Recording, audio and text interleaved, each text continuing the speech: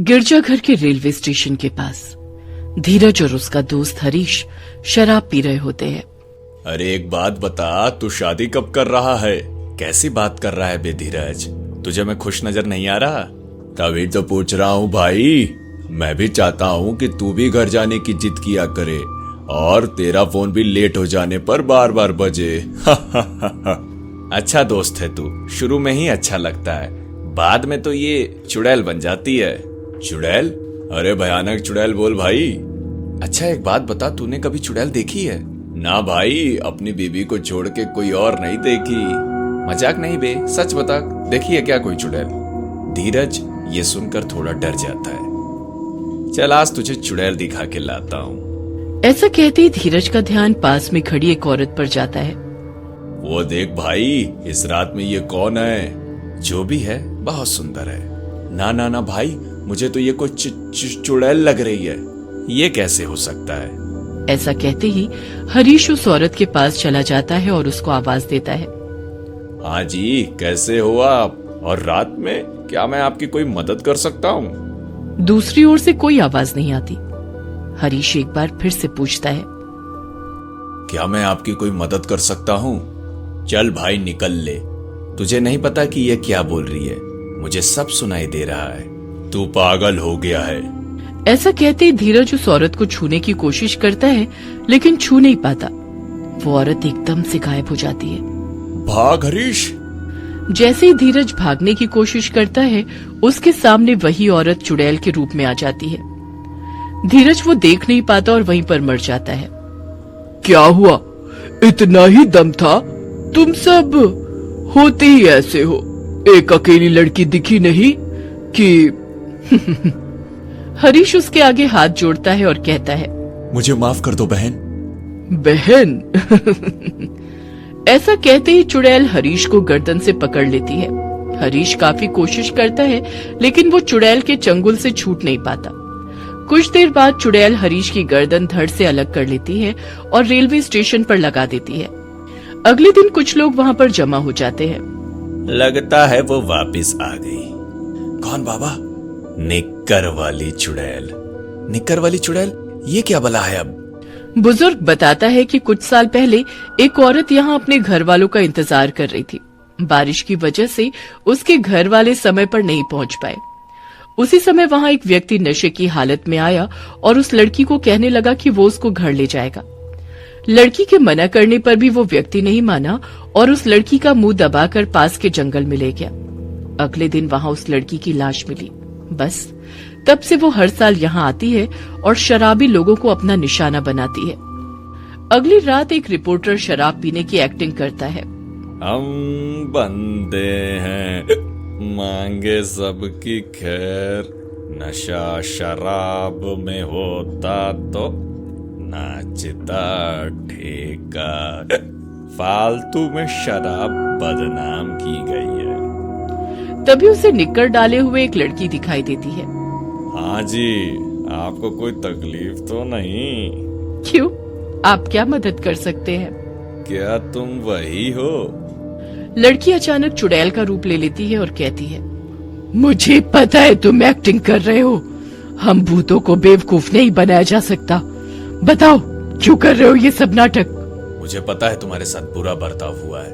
हम सभी मानव जाति इस पर शर्मिंदा है, लेकिन मैं तुमसे माफी मांगने आया था। हो सके तो हमको माफ कर देना। तुमने ऐसा कुछ नहीं किया, लेकिन मैं यहाँ पर ही रहूंगी। अगर तुम ये सोच रहे हो कि मैं यहाँ से चली जाऊं, तो ये नहीं हो सकता। मुझे ऐसे लोगों को सबक सिखाना ही है, क्योंकि ऐसे लोग अपनी भूख किसी को मारकर मुझे ऐसे लोगों को सबक सिखाना ही है, क्योंकि ऐसे लोग अपनी भूख किसी को मारकर मिटा रहे हैं। उसी वक्त वो लड़की वहां से कहीं गायब हो जाती है।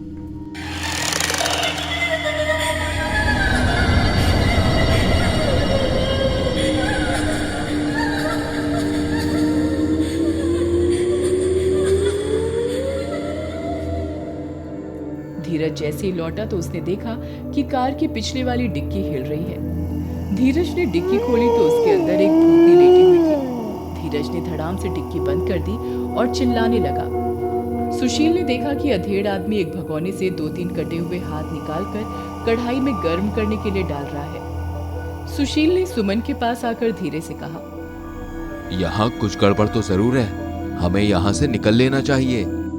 भूतों का ढाबा। धीरज का परिवार आगरा में रहता था। एक दिन धीरज के पापा सुशील घर आए तो उन्होंने बताया कि अगले महीने पूरे परिवार को भाई की शादी में गांव जाना है। धीरज की मम्मी गांव जाने से मना करने लगी। उस सड़े हुए गांव में मैं कभी नहीं जाऊंगी। एक तो इतना दूर है, ऊपर से वो लोग भी बहुत कम रहते हैं, और तो और वहां पर लाइट भी नहीं है। ना बाबा ना, मैं तो ना जाऊं। अब गांव का एरिया पहले जैसा नहीं रहा, रोड पड़ गई है वहां। मैं अपने दोस्तों से कार मांग लूंगा, उसी से चलेंगे। चलो ना मम्मी, बहुत मजा आएगा। वैसे भी कई दिनों से कहीं घूमने नहीं गए हैं। ठीक है चलेंगे, लेकिन वहाँ कार से पहुँचने में भी 20 घंटे से ज्यादा का टाइम लगता है, इसलिए खाना घर से बना कर ले जाना पड़ता है। खाना तुम्हारे पापा ही बनाएंगे। अरे उसकी जरूरत नहीं पड़ेगी, क्योंकि मैंने सुना है कि अब वहाँ सड़क पर कई सारे ढाबे खुल गए हैं। शादी से 2 दिन पहले धीरज, सुशील और सुमन कार से गांव की तरफ निकल पड़े। चलते चलते उन्हें रात हो गई। सड़क पर घोर अंधेरा और साए साए करता सन्नाटा था। पापा, ये रास्ता तो बहुत वीरान है, डर के मारे तो मुझे शूशू आ रही है। ऐसा सुनते ही सुशील कार रोक देता है। क्या हुआ पापा, कार क्यों रोकी? तुम ही ने तो कहा कि शूशू आ रही है। चलो चलो जाओ, पहले शूशू करके आओ। मैं इतने अंधेरे में बाहर नहीं जाऊंगा। देखो, शूशू रोकना अच्छी बात नहीं होती है। हम लोग खड़े तो हैं तुम्हारे पास, इतना नहीं डरते। चलो जाओ, शूशू करके आओ।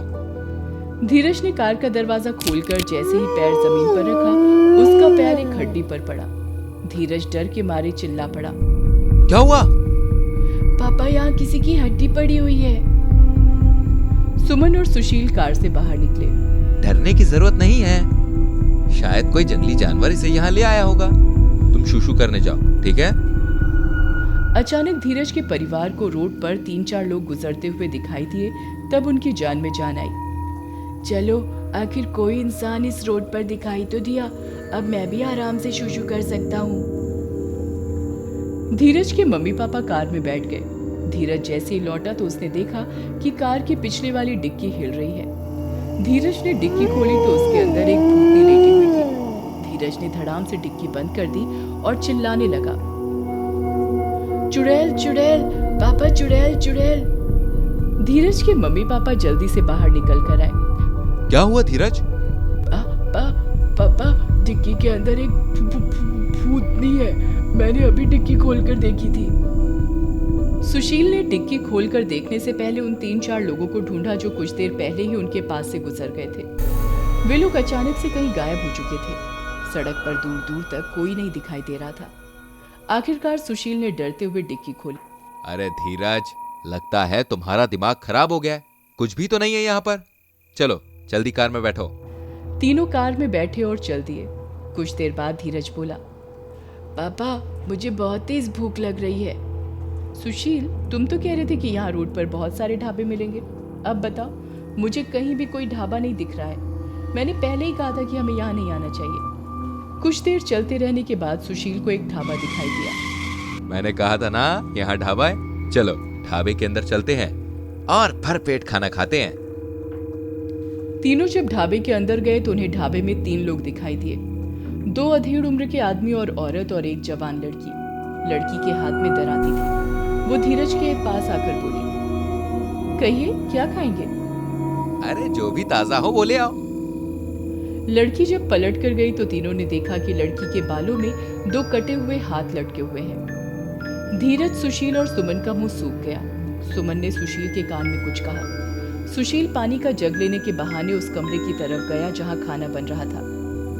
सुशील ने देखा कि अधेड़ आदमी एक भगोने से 2-3 कटे हुए हाथ निकालकर कढ़ाई में गर्म करने के लिए डाल रहा है।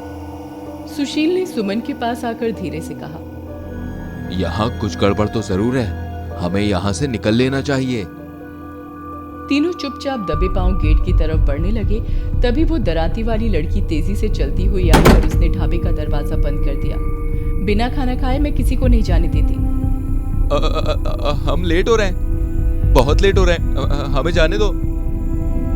चुपचाप बैठ जाओ और खाना खाकर जाओ। सुशील के परिवार के पास अब कोई और चारा नहीं था।